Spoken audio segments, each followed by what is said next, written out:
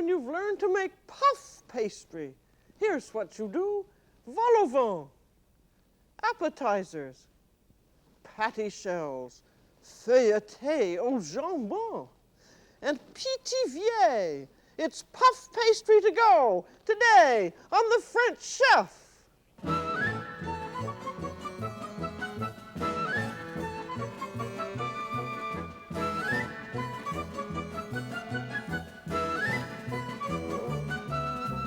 The French Chef is made possible by a grant from the Polaroid Corporation.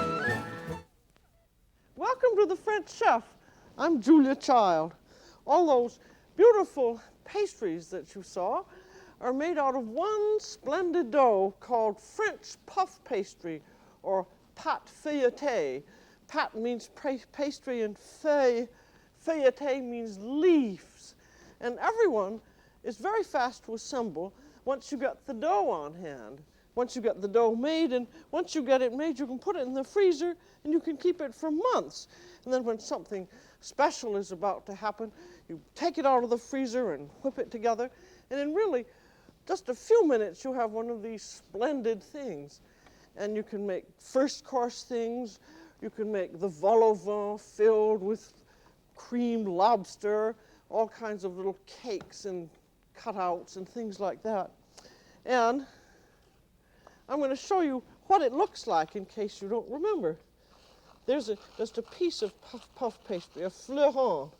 As you see, it's why it's called flaky pastry, because these, and little thousand leaf pastry, because these are lots of little leaves of dough, and each leaf of dough is separated by a little layer of butter, and it's just so delicate. It just really melts in your mouth. It's perfectly beautiful. I'm not going to make the dough because we've already made it, but I'm just going to refresh your memory on what it's like.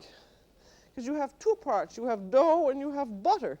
Now say that this beautiful piece of brown felt is dough, a piece of dough, and you rolled it out about 18 inches long, and then you have some butter, and you spread it on the top third, and then you fold it into three, and you immediately have 2 layers of butter between 3 layers of dough.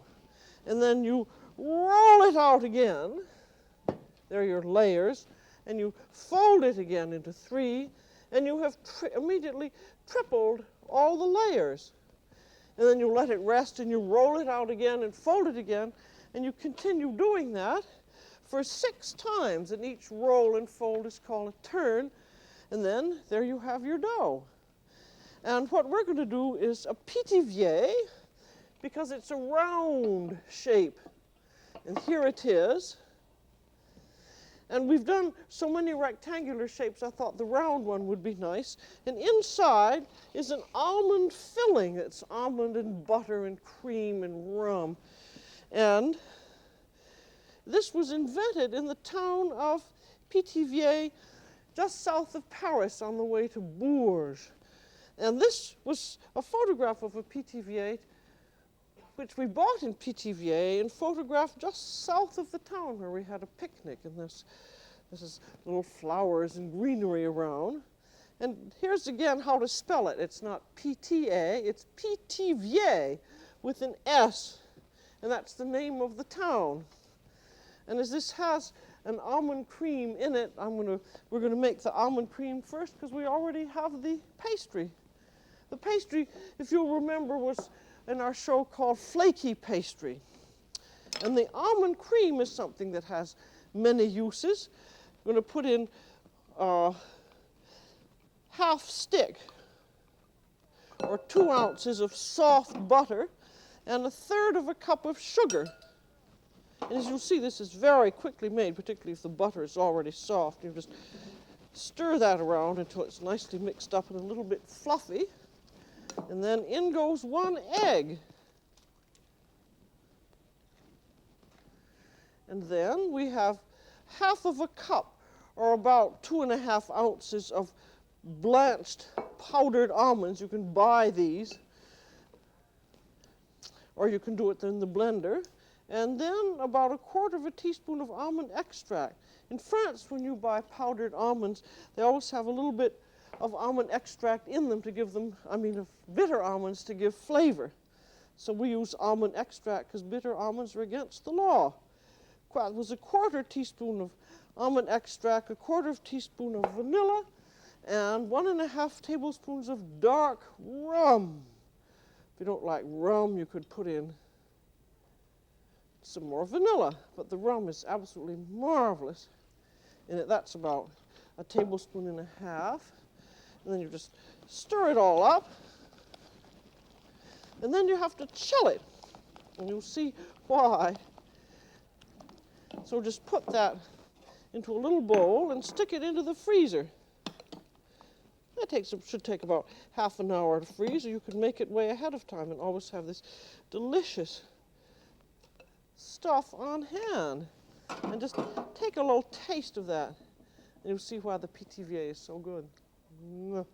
That's just butter and rum and almond, and it's simply lovely. That's as good an excuse as any to make a Pithiviers, just to have that lovely almond paste. But you can use this same almond cream in tarts, little tiny tartlets and things like that, and it just bakes up beautifully. I'm going to put it into the freezer and get out our dough. And as you remember, when you're making any kind of pastry with a high butter content, like any of the French pastries, and particularly puff pastry, remember that you want to keep everything very cold, because if you don't, you've just had it. You're absolutely lost. So what we're now going to do, we're ready to form the Pithiviers, and what it is, as you can see here, there are 2 discs or circles of puff pastry, and the almond cream is in the middle. There's a bottom disc and a top, but they've fused together so that you can't see. And so now we're going to make the 2 discs. And this pastry is very cold, so I'm going to have to beat it up. And I have a large number of rolling pins, one for every purpose. This is made out of a broom handle. It's very good for beating. Because the pastry is so cold, I made this last night. And beating is the only way to get it started to roll. Because what you have to do is to soften the butter. And another thing you've got to do, if you're going to do pastry, any kind of puff pastry, you can't use a little rolling pin like that. That won't get you anywhere at all. You have to have a rolling pin with a rolling surface of at least 16 inches. Now that's moving quite well, so I shall take another pin, my loyal Tutove. And this is a cannulated pin. It's a French one that's on ball bearings. But as you can see, that is about 16 inches. Here's another pin that's even a little bit longer. But this is an excellent pin here, which is an American-made one and very heavy. I think it's rather nice to have a whole lot of them. I'm going to start rolling. But you see, the reason for this pin is that if your butter is congealed, it breaks it up. And what I'm going to do is roll it out to some extent and then cut it in half, because we have 2 discs. So I have a little Italian ravioli wheel here and just cut it in half. I also have a pan of ice here, and this 1/2 I'm not using, I shall ice. And then continue to roll this out. I think I'll use this big pin. And I want to roll this out to about 9 inches, because we're going to have an 8-inch discs. And one thing, if you haven't done much puff pastry before, just remember that the secret is cold, and the secret is resting also.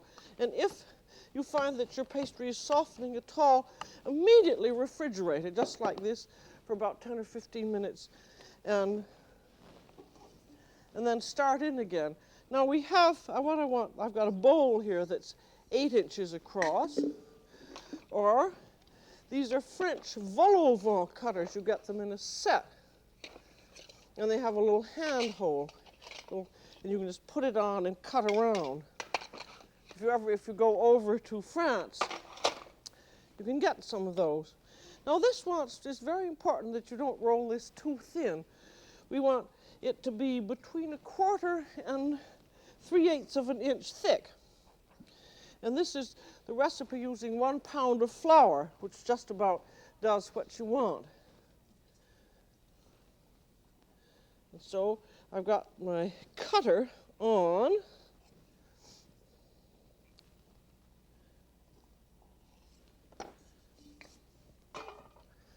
And then there is the circle left over, and this you want to very carefully preserve. Now I want to because you can reconstruct this again into puff pastry. Remember, the layers are all flat, so that what you want to do is to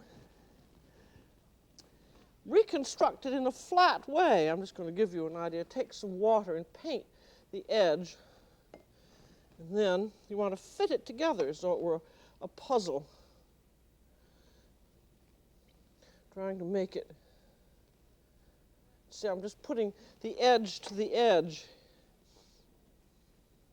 Then, see, you will have some more from your second circle. This one, I'll just pretend that we had more here and try and reconstitute it into a form, a rectangular form, and then you roll it out to smooth it out, and then fold it.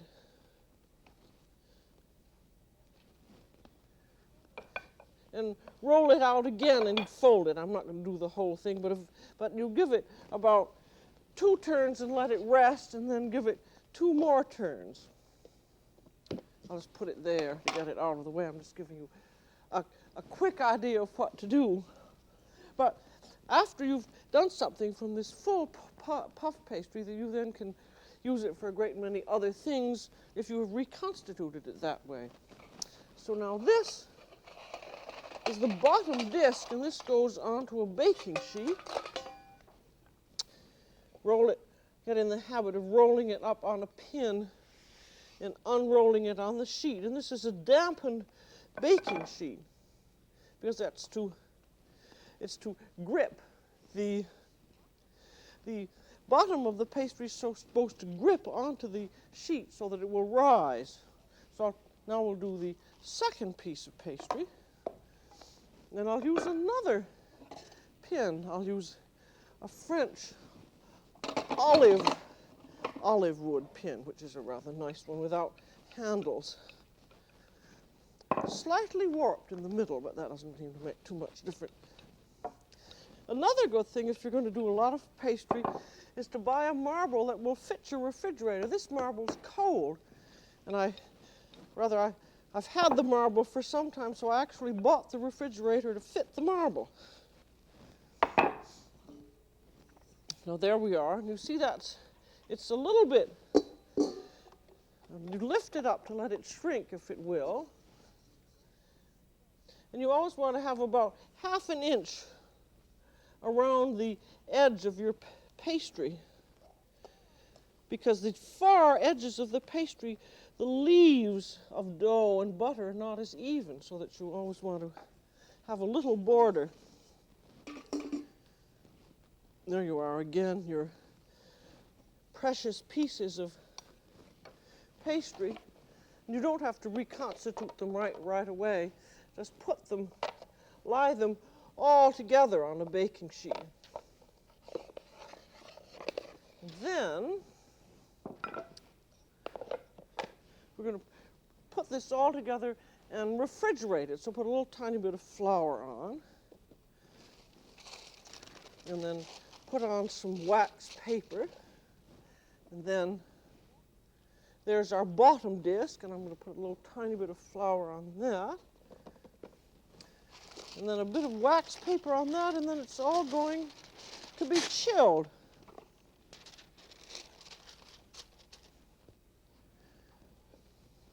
and always rolling up on your pin. Even if you think you don't need to, it's a better idea to do that because it keeps it in shape. Then we have to have another piece of wax paper. And then it goes into the refrigerator.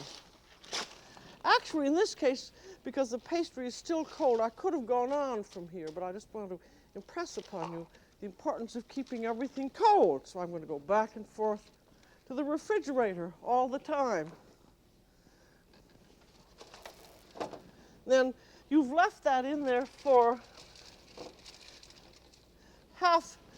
about 20 minutes, half an hour, or even longer. Here's my my almond cream. And it's good and cold. There's the top disc, which I'm going to take off and put on my ice tray. And now, this we want to push out to about 9 inches.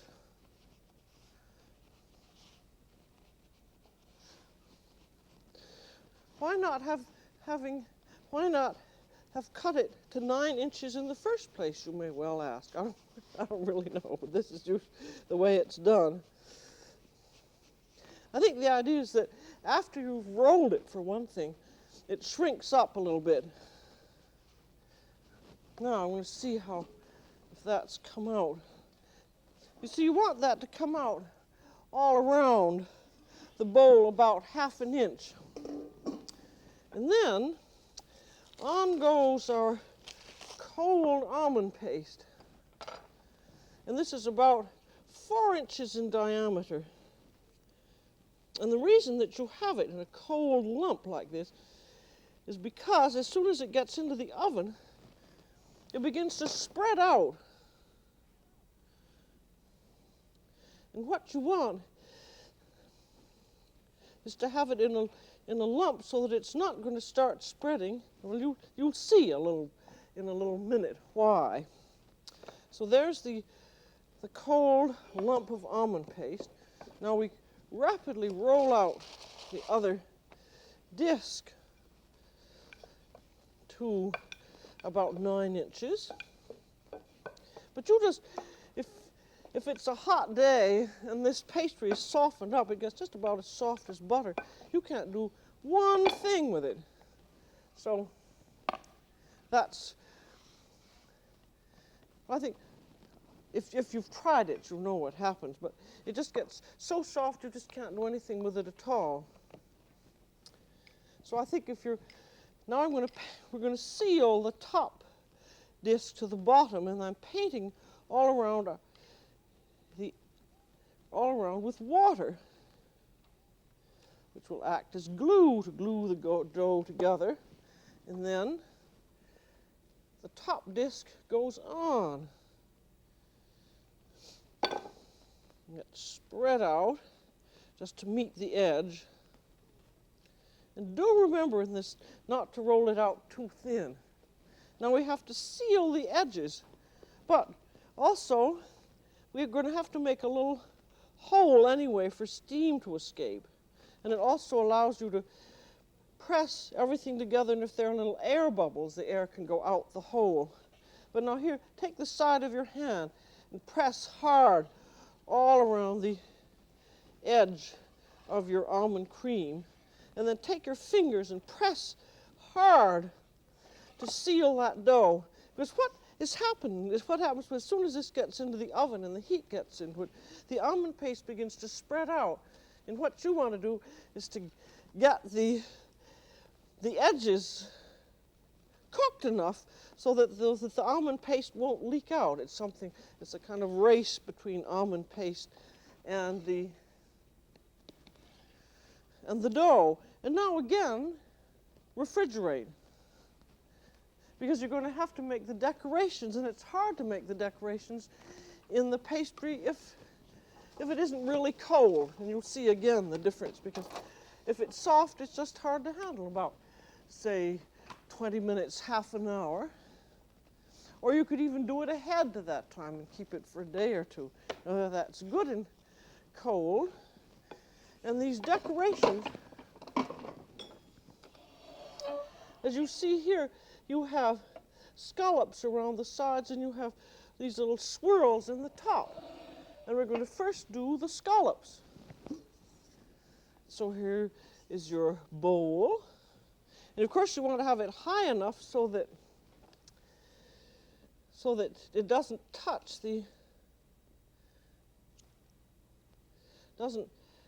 your hump, your almond paste. And you're just very frankly cutting the pastry out of there, making a little V and then a circle. They're about, I guess about 1.5 inches probably around. But you'll see if that pastry were soft, it wouldn't be easy to do.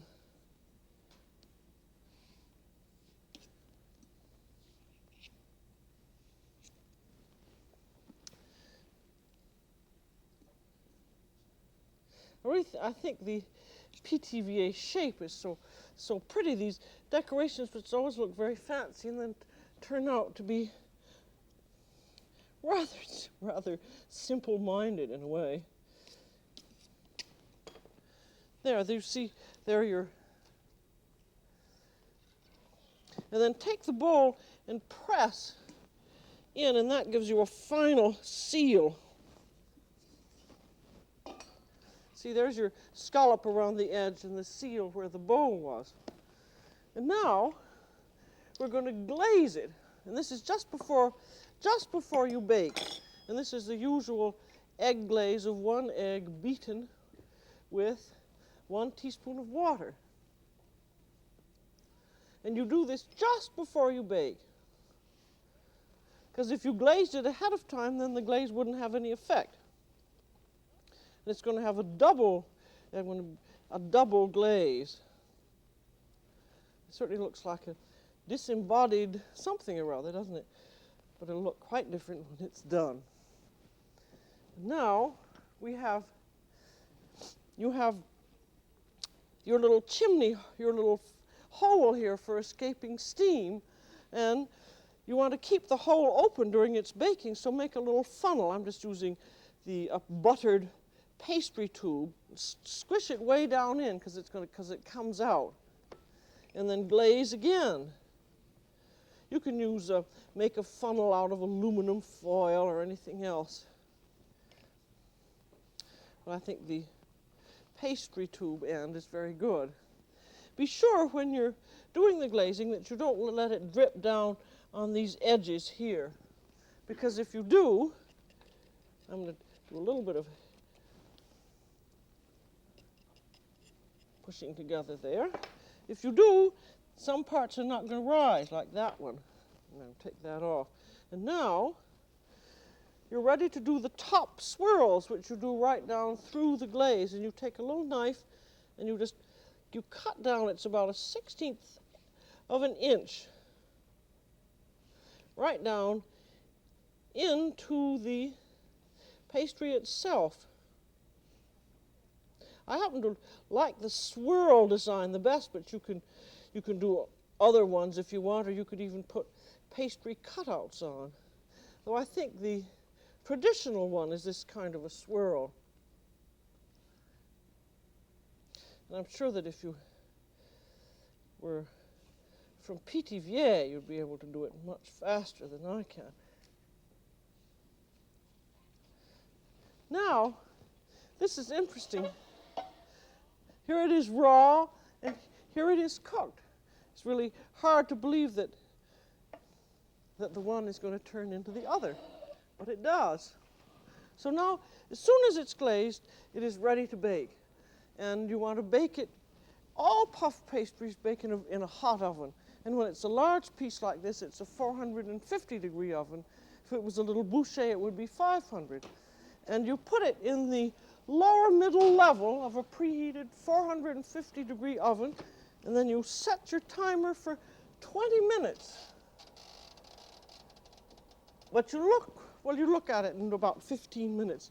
And as soon as it has risen, and it rises, it has a wonderfully dramatic rise, and then it begins to brown, and in about 20 minutes usually, it has risen and browned, and then it still hasn't cooked yet. because you have, you know, 600 or 700 layers you've got to cook. So then you turn the oven down to 400 and bake it another 20 or 25 minutes until the sides are firm. I'm going to take this one out, and you'll see. I wish we had time for you to just sit here for 20 minutes and watch it rise, because it's very dramatic. But there you are. Look at the way that has risen up. That really is marvelous. Now you could put a sugar glaze on this, and that would be a 16th inch layer of powdered sugar, and then put it into a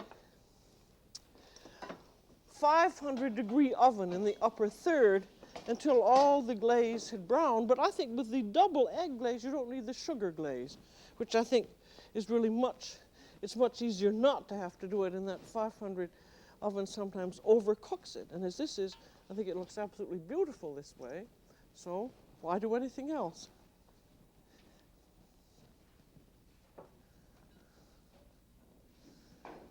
And puff pastries are best if they're eaten right away, right out of the oven. There just isn't any comparison. And I'm gonna cut and serve you a slice so you'll just see exactly how it looks. And when you cut it, use a serrated knife.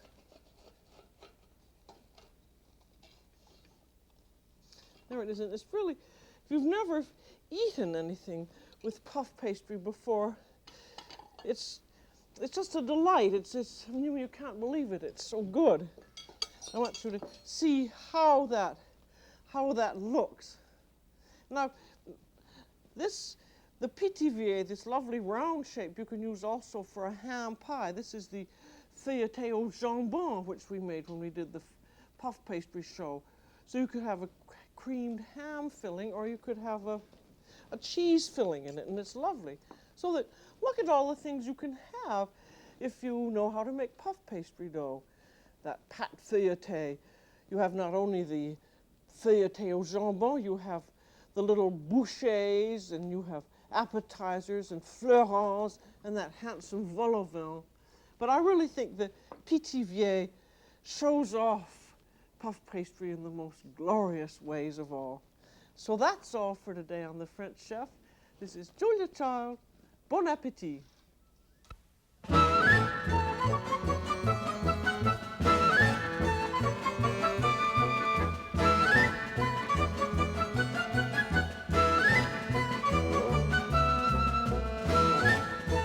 The French Chef has been made possible by a grant from the Polaroid Corporation.